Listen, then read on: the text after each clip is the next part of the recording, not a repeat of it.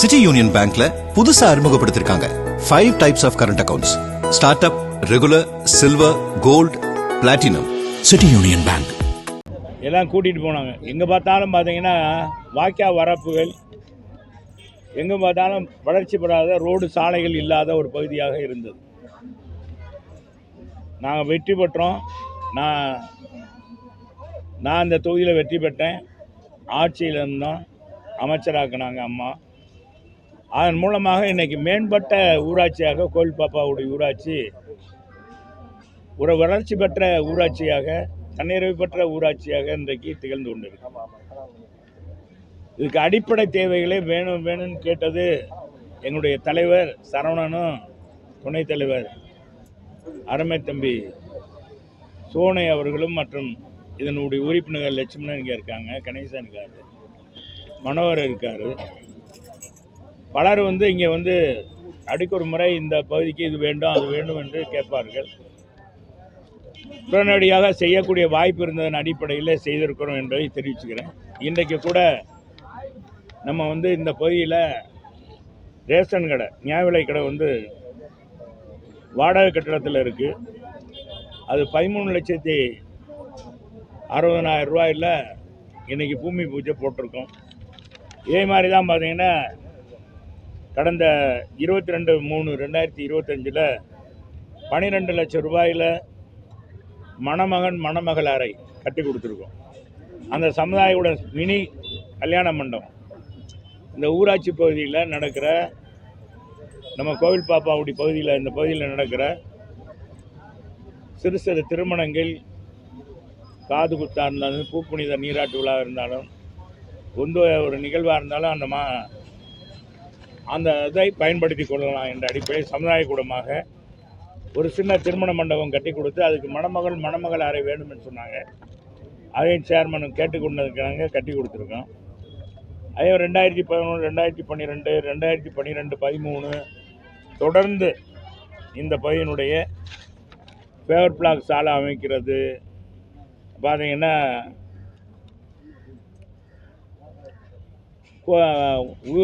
உயர்நிலை பள்ளிகளுக்கு கூடுதல் கட்டடம் கட்டி கொடுத்துருக்கோம். சிக்கந்தர் சாவடி பஞ்சாயத்து யூனியன் தொடக்கப்பள்ளி கூடத்துக்கு கூடுதல் வகுப்பறை 7 லட்சம் ரூபாயில் கட்டி கொடுத்துருக்கோம். அதே மாதிரி இந்த பகுதியில் ஒரு சமுதாய கூடம் வேணும்னு சொன்னாங்க. எஸ்விஜி நகரில் என்னுடைய தொகுதி மேம்பாட்டு நிதியிலேருந்து 25 லட்சம் ரூபாயில் செலவழிச்சிருக்கோம். அதே மாதிரி கோவில் பாப்பாவுடைய ஊராட்சி சத்யா நகர் மெயின் ரோடு பகுதி இங்கே பார்த்தீங்கன்னா தண்ணி வடிகால் இல்லை, அது வடிகால் அமைத்து கொடுத்துருக்கோம் 19,65,000 ரூபாயில். அதே மாதிரி ஊராட்சி பகுதியில் அந்த பில்டிங்க்கு காங்கிரீட்டு கட்டடம் 6 லட்சம் ரூபாயில் கட்டி கொடுத்துருக்கோம்.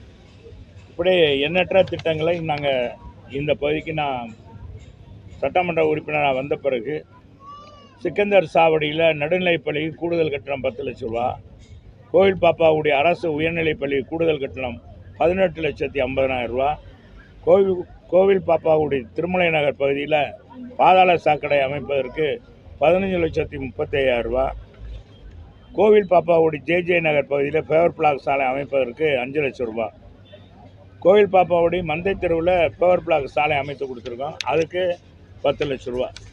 இப்படி எண்ணற்ற திட்டங்களை இந்த பகுதிக்கு செஞ்சுருக்கோம். குறிப்பாக இன்றைக்கி இந்த கோவில் பாப்பாவுடைய ஒரு தேர்ந்த ஊராட்சியாக வருவதற்கு அண்ணா திராவிட முன்னேற்ற கழக ஆட்சியில் தான் பல்வேறு நடவடிக்கைகள் எடுக்கப்பட்டது. அது கேட்டுப்பட்டவர்கள் எங்களுடைய தலைவரும் துணைத் தலைவரும் அதனுடைய உறுப்பினர்கள் தான். அதே மாதிரி எங்கள் கட்சிக்காரவங்க இந்த 5 ஆண்டுகள் ஆகப்போகுது. 5 ஆண்டுகளில் எந்த ஒரு வளர்ச்சி பணியும் செய்யலை. இதை விட்டுட்டு என்னென்னா இவங்க என்ன செய்கிறா, இது பக்கத்து தொகுதி தான் நம்ம வணிக வரித்துறை அமைச்சர்,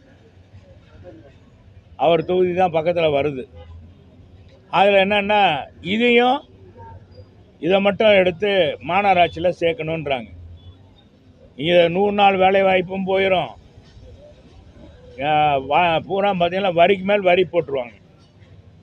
இங்கே எந்த வித மாநகராட்சி, ஏற்கனவே மாநகராட்சியில் சாலைகளில் போடவே இல்லை. ஊராட்சி பகுதினா தனி கவனம் எடுத்து அதை செய்ய முடியும்.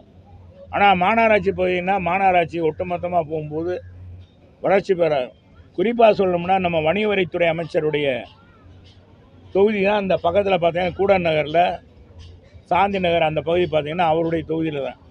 இந்த பகுதி சாக்கடை வசதியே இல்லை. நான் வந்த பிறகு தான் கூடல் நகரில் என்னுடைய பகுதி 2 வார்டு தான். ஆனால் அந்த வடக்கு தொகுதி முழுவதுக்கும் பாதாள சாக்கடை அமைத்து கொடுத்துருக்கோம். இந்த வடக்கு பகுதியில் இருக்கிற ஏறத்தாழ 15 வார்டுகளுக்கு இந்த மாதிரி எங்களுடைய ஆட்சி காலத்தில் தான், அதுவும் குறிப்பாக நம்முடைய வணிக வரித்துறை அமைச்சருடைய பகுதியில் 14 வார்டுகள் இருக்குது. அந்த பகுதியில் 14 வார்டுகளுக்கும் நாங்கள் வந்த பிறகு தான் பாதாள சாக்கடை அமைத்து 100 அடி சாலை அமைத்து கொடுத்துருக்கோம்.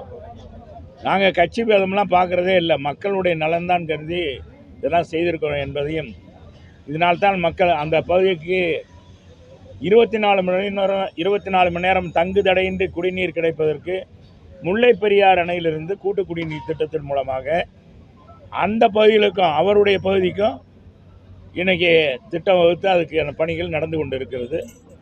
எங்கள் ஆட்சி மட்டும் தொடர்ந்து இருந்தால் 2023 அது முடிஞ்சிருக்கும். ஆனால் முடியல. ஆனால் இன்றைக்கி இவங்க வந்த பிறகு வரிமேல் வரி போட்டு நம்ம வீட்டில் வளர்க்குற நாய்க்கு கூட, நாய் பூனை மாடுகளுக்கு பன்றி வளர்க்கக்கூடாதுன்னு ஒரு சட்டம் இருக்குது, பன்றிக்கும் வரி போட்டிருக்காங்க. அப்படிப்பட்ட ஆட்சி தான் இந்த ஆட்சி என்பதை இந்த நேரத்தில் கேட்டுக்கிறேன்.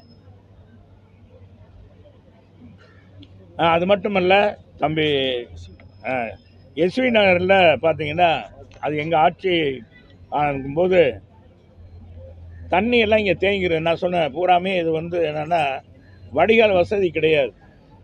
இங்கேருந்து தான் செல்லூர் கம்மாய்க்கு தண்ணி போகணும். இந்த கம்மா நிறைஞ்சு கோயில் பாப்பாக்குடி கம்மா நிறைஞ்சு அங்கே போகணும். அவன் போகும்போது தண்ணி இது பூரா சகதி, அது களிமண்ணா களி, அதனால் தனியாக வடிகால் நினைக்காதனால தம்பி கேட்டு கொண்டு வந்து 1,61,00,000 ரூபா, 1,61,00,000 ரூபாயில் ராம்ராஜ் காட்டன் மில்லு வரைக்கும் நாங்கள் விரிவாக்கம் பண்ணி அதை செய்திருக்கோம். அதனால் இந்த பகுதி மக்கள் மழை பெய்தாலும் மழை பெய்தாலும் தண்ணி உடனே இப்போ வடிகால் போனதுக்கு காரணம் நம்முடைய தம்பி சரவணன் தலைவராக இருக்கும்போது, துணைத் தலைவராக சோனை இருக்கும்போதும், நம்ம லட்சுமண மற்ற இங்கே சௌமியாலாம் வந்திருக்காங்க. இவங்கெல்லாம் மாமன்ற உறுப்பினராக இந்த உறுப்பினராக இருக்கும்போது செய்த சாதனைகள் என்பதை இதை கோடிட்டு காட்ட கடமைப்பட்டிருக்கேன். நாங்கள் இந்த மாதிரிலாம் செஞ்சுருக்கோன்றதை நான் ஆணித்தரமாக நான் பட்டவர்த்தனமாக ஊடகத்தில் சொல்லியிருக்கேன். இது மாதிரி நம்ம அமைச்சர் சொல்ல முடியுமா என்னென்ன செஞ்சார் அவர் தொகுதிக்கு? அவர் 5 வருஷம் அமைச்சராக இருக்கார், ஏற்கனவே எம்எல்ஏ இருந்தார். ஏதாச்சும் அவர் குறிப்பிட்டு கேட்டிருக்காரா? அவர் கேட்காத நாங்கள் கேட்டு பெற்றோம். நான் தான் அந்த 3 மாவடியிலிருந்து பார்த்தீங்கன்னா இங்கே அது என்னப்பா நீ இருக்கிறேன் பனங்காடி வரைக்கும் 100 அடி சாலை அமைத்து கொடுத்துருக்கோம். நான் தான் அமைச்சு கொடுத்தோம். அது நிதி நாங்கள் தான் வாங்கி, மாநகராட்சி நிதி அதில் வாங்கி போட்டு அந்த ரோடு அமைச்சோம். இன்றைக்கி ரோடு தங்கு தடை அப்படி பார்த்தீங்கன்னா ஜல்லுன்னு போகுது. அவர் மண்டபம் கூட அங்கே தான் இருக்குது. அவர் ஜல்லுன்னு வர்றார், ஜல்லுன்னு போகிறாரு. அவர் வர்றதுக்கே நாங்கள் தான் உதவி பண்ணோம். அது மாதிரி இவர் இப்போ 5 வருஷம் ஆச்சு. 2 அமைச்சர் இருக்காங்க. மதுரைக்கு என்ன செஞ்சாங்கன்னு நேற்று முதலமைச்சர் வந்தார், எதாவது செஞ்சாரா? செஞ்சுட்டு நடைபயணம் வந்திருந்தால் பரவாயில்ல, ஒன்றும் செய்யலை. மதுரைக்கு எதுவும் செய்யாமல் வந்துட்டு முதலமைச்சரை மக்களை பார்த்துட்டு போயிருக்கார். லட்சக்கணக்கானன்றாங்க.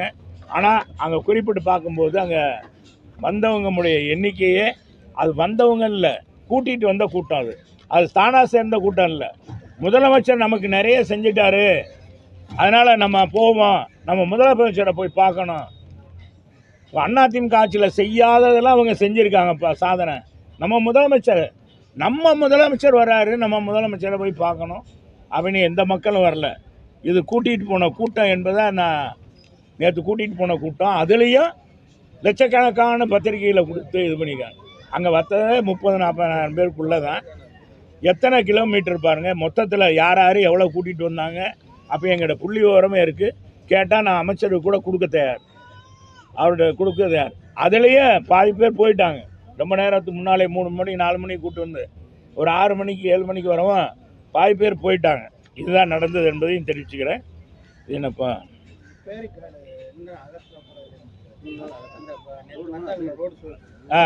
அவர் வந்துட்டு போயிட்டாரு, பொதுக்குழு முடிஞ்சு போச்சு. 3 நாளாக போடப்பட்ட பேரிக்கார்டு வந்து இன்னும் அகற்றலை. இதில் பாருங்க, ஒரு முதலமைச்சர் வர்றாருன்னா போக்குவரத்தை நிப்பாட்டுறது சகசம்தான். என்னப்பா சகசம் தானே? பொதுவாக முதலமைச்சரோ மந்திரியாக வர்றாங்கன்னா நிப்பாட்டுவாங்க. இவருக்காக 3 மணி நேரம் நிப்பாட்டிட்டாங்க. 3 மணி நேரம் நிப்பாட்டினாலே அந்த நடந்து போகிறாங்க கூட்டம் இருக்கும் பாருங்க, அவங்களாச்சும் நின்று பார்ப்பாங்க. அதே கூட்டமாயிரும், பெரிய கூட்டமாயிரும். போக்குவரத்து போகிறோம், நடந்து போகிறவங்களாம் யார் முதலமைச்சர் வராரு சொல்லி நின்று பார்த்துட்டு போவோம். அது கூட யாரும் மதுரையில் நிற்கலை. இதைவாச்சும் முதலமைச்சர் உணர்ந்து, நம்ம முதலமைச்சர் இருக்கிற காலத்தில் நான்லாம் இந்த தொகுதி மேம்பாட்டு நிதியில் என்னை கேட்டார், உங்கள் தொகுதி முதலமைச்சர்ன்ற அடிப்படையில் 10 கோரிக்கை கொடுங்கன்னாரு. ஒரு கோரிக்கை இது வரைக்கும் நிறைவேற்றல. ஒன்று கண்ணே கண்ணுண்டு நடராஜ நகரில் மின்மயான அமைக்கிறத மட்டும் கொடுத்தாரு. வேறு ஒன்றுமே செய்யலை. அது ஏற்கனவே எங்கள் ப்ராசஸில் இருந்தது. அதை மட்டும் ஓகே பண்ணியிருக்காரு, வேறு ஒன்றுமே செய்யலை. எனவே இனியாவது இருக்கிற காலத்தில் இந்த விரைவாக இந்த 24 மணி நேரம் கூட்டு குடிநீர் திட்டத்தை இந்த ஆட்சியில் முடித்து கொடுக்கணும். நம்ம அமைச்சர், நம்ம முதலமைச்சர் சுட்டி காட்டுகின்ற அதில் மாவட்டம் நடக்கும் 10 தொகுதியில் வெற்றி பெறணும். 10 தொகுதி வாயில் சொல்லலாம், மக்கள் நினைக்கணுமே. மக்கள் நினைத்திருந்தால் நேற்று லட்சக்கணக்கான மக்கள் கூடியிருப்பாங்க. இன்னொரு சித்திரத்தில்லாவாக அது மதுரை காட்சி அளித்திருக்கும். ஆனால் அவர் வந்தது அப்படி இல்லை. செயற்கையாக கூட்டப்பட்ட கூட்டம், அது தானாக சேர்ந்த கூட்டம் இல்லை. கூட்டமும் அவ்வளவா இல்லை. அதுதான் வாஸ்தவமானது. ஒரு இடத்துல ஒரு குறிப்பிட்ட இடத்துல மட்டும் கொடையை பிடிக்க விட்டாங்க. அது கருப்பு கூட பிடிச்சாலே நமக்கு என்ன மனசில் வருது, நம்ம முதலமைச்சர் வெள்ளை கூட பிடிப்பார் அப்படின்னு தான் நினப்பு வருது. அவர் கருப்பு கொடை பிடிச்சி அவருக்கு வரவேற்பு கொடுத்தாங்க கருப்பு சிவப்பில். அது மட்டும் ஒரு குறிப்பிட்ட ஏரியாவில் தொண்டர்களை வச்சு நிப்பாட்டி எடுத்திருக்காங்க. நான் கேட்டுக்கொள்வது திராவிட முன்னேற்ற கழக அரசை, மக்களுக்கான திட்டங்களை, அதுவும் குறிப்பாக மதுரைக்கு நீங்கள் திட்டங்களை கொடுங்க. நாங்கள் கொடுத்துருக்கோம். நாங்கள் நேருக்கு நேராக வாதம் பண்ண தயார், நேராக சொல்ல தயார். எந்த அமைச்சர் கேட்டாலும், எந்த இடத்துல பொது வழியிலும் இவங்க என்ன செஞ்சாங்க, நாங்கள் என்ன செஞ்சோம், நாங்கள் 10 ஆண்டுகளில் நான் அமைச்சராக இருக்கும்போது என்னென்ன மதுரைக்கு செஞ்சேன்றதை சொல்ல தயார். எங்கள் முதலமைச்சர் அண்ணன் எடப்பாடியார் காலத்தில் மட்டும் 4 வருஷத்தில் 8,00,000 கோடிக்கான திட்டங்களை கொண்டு வந்து செயல்படுத்தியிருக்கோம் மதுரையில். இன்றைக்கி வானளாவிய கட்டடங்கள் மதுரையில் இருக்குது. மிகப்பெரிய அளவுக்கு கட்டடங்கள் இருக்குது. இன்றைக்கி பஸ் ஸ்டாண்டெல்லாம் மெருகூட்டப்பட்டிருக்கு. சாலை வசதி ஓரளவுக்கு மேம்பட்டு இருக்குன்னா, வைகை கரை சாலையெல்லாம் நாங்கள் கொண்டாந்தது. பாலம் போட்டதெல்லாம் நாங்கள். இப்போ கட்டுற 2 பாலமும் எங்கள் காலத்தில் கொண்டு வரப்பட்டது, நிதி ஒதுக்கப்பட்டது. இவங்க இப்போ தாமதமாக தொடங்கி, அதுவும் போக்குவரத்துக்கு இடையூறாக ஆமை வேகத்தில் அந்த பால வேலைகள் நடக்கிறது. இதையெல்லாம் துரிதப்படுத்தணும் என்பதான் கேட்டுக்கிறேன். நன்றி, வணக்கம்.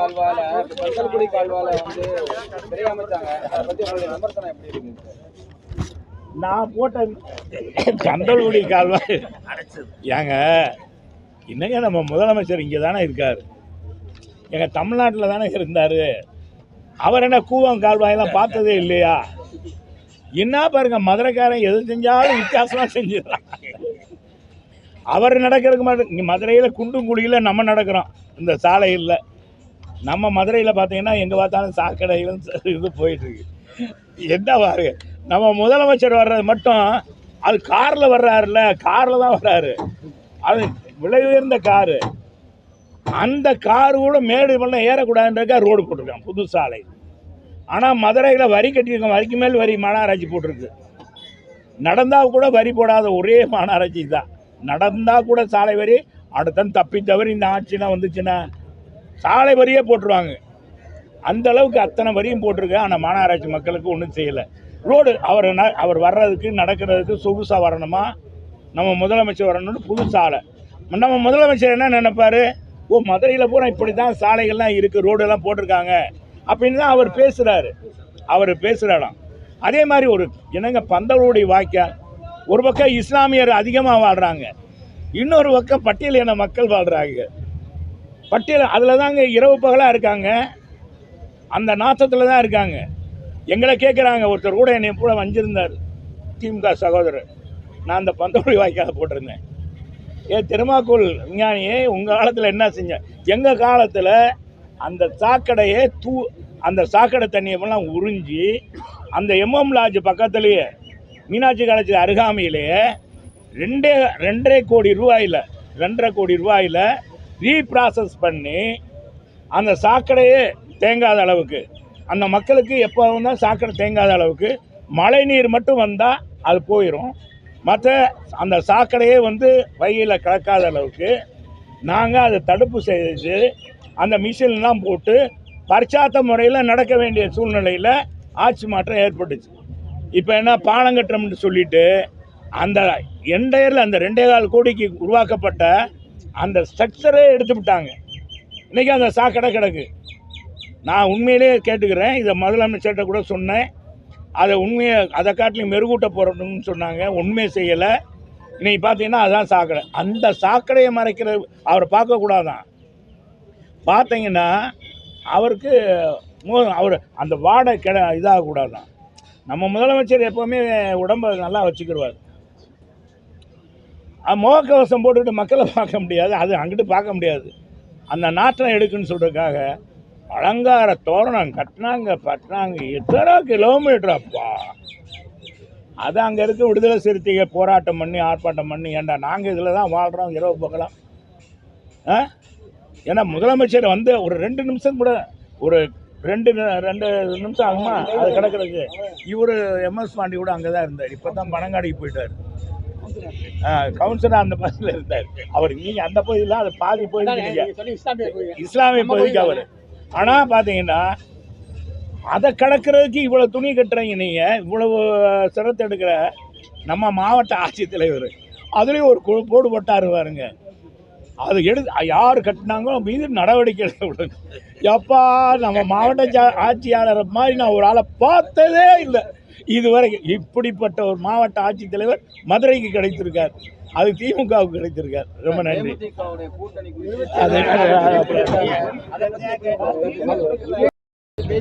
அது பாஜக அதிமுக கூட்டணி குறித்து பேசும்போது பொம்பியமா உட்கார்ந்துருந்தாரு.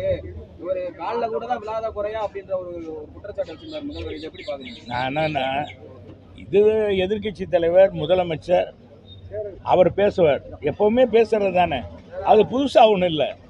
ஆனால் அதிலே காட்டிலும் ஒரு புதுசாக ஒரு இது இருக்கு. ஒரு முறைக்கு மறுமுறை திமுக ஆட்சிக்கு வராது என்பதற்கு ஒரு சான்று. எப்பவுமே வந்தது இல்லைங்க, கலைஞர் காலத்திலே வந்ததில்லை. தலைவர் அந்த கட்சியில் இருக்கும் வரைக்கும் 2வது தடவை வந்தாங்க. 72 வந்தது, 71 2வது தடவை 69 எலெக்ஷனில் வந்தோம். தலைவர் பிரிஞ்ச பிறகு ஒரு தடவைக்கு மறுமுறை வந்ததே இல்லை. அதை காட்டிலும் மதுரையில் எப்பப்போ பொதுக்குழு கூடுதோ அப்போலாம் அந்த பொதுக்குழு கூடும்போதெல்லாம் பார்த்தீங்கன்னா சரி, அடுத்த முறை ஒரு 10 ஆண்டுகளுக்கு அவங்களுக்கு ஆட்சிக்கே வர முடியாது, வனவாசம் போடுறது தான். அது 1977 நடந்த பொதுக்குழு. அதுக்கடுத்து தலைவர் ஆட்சி வந்துடுச்சு. 12 வருஷம் வனவாசம் போயிட்டாங்க. 12 வருஷம், அப்புறம் 2 வருஷம் வந்தாங்க, அப்புறம் அம்மா வந்துட்டாங்க 91. அப்புறம் ஒவ்வொரு தடவை, அப்புறம் மைனாரிட்டி ஆட்சி வந்துச்சு திமுக. ஆனால் இந்த தடவை அது எப்படி தெரியல, அவங்களே இங்கே எவ்வளோ போட்டு அந்த ராசி பாருங்கள், மதுரைன்னு ஒரு ராசியே அதுக்காக தான் மதுரையை வந்து அவங்கள பிடிக்காமல் போனது. யாரோ சொல்லி நம்ம முதலமைச்சரை ஏமாற்றி விட்டாங்க. இந்த ராமநாதபுரத்துக்கான ஒரு மாற்றுத்தினாலே வேர்ல்டு கப் வாங்கினேன்னு சொல்லி ஏமாத்தினான் பாருங்க அந்த மாவட்ட ஆட்சித்தலைவர். அவன் பயங்கர கில்லாடி அப்பா, அவன் கில்லாடி. அந்த மாற்றுத்திறனாளி ஏமாத்துன மாதிரி நம்ம முதலமைச்சரை ஏமாற்றி அவங்க எப்போவாச்சும் திருச்சி அங்கிட்டு தான் போடுவாங்க. பொதுவாக தேர்தல் வர்றதுக்கு முதல்ல போய் இங்கே பொதுக்குழு போட்டு அதை பாருங்கள், மட்டன் பிரியாணி ஆத்து அப்பா அப்பா இத்தனை வகை ஊர்ன பரம எல்லாமே அத்தனை நான்வெஜ்ஜு வெஜிடேரியனில் இத்தனை வகை இருக்குன்றதே நான் நேற்று தான் பார்த்தேன், பட்டியலில் பார்த்தேன். அவங்க கொடுத்த பட்டியலில் இத்தனை வகை இருக்கா, அதே மாதிரி நான்வெஜ்ஜில் இத்தனை வகை இருக்கா அப்படின்னு பார்த்தது நேற்று தாப்பா பார்த்தேன். இத்தனை வகை இருக்கான்னு. அதனால் இத்தனை வகை போட்டோம். தனக்குத்தானே சூனியை வைத்து கொண்டது திமுக, தனக்குத்தானே சூனியை வைத்தது திமுக. அடுத்து இனிமேல் இன்னும் 10 வருஷம் இல்லை, இனிமேல் அந்த ஆட்சிக்கே வர முடியாது. கலைஞர் ஏதோ தத்தி பற்றி கொண்டு வந்தார், இனி நிச்சயமாக முடியாது என்பதை மட்டும் தெரிவிச்சுக்கிறேன். ஆனால் நம்ம முதலமைச்சர் வந்து எங்கள் பொதுச் செயலாளர் வைகிறாருன்னு திட்டத்திட்ட திண்டுக்கல்லப்பா, நாங்கள் எங்கள் பொதுச் செயலாளர் அவ்வளோ பவர்ஃபுல்லாக இருக்காரு, இல்லைன்னா திட்ட மாட்டார்ல. பொதுக்குழு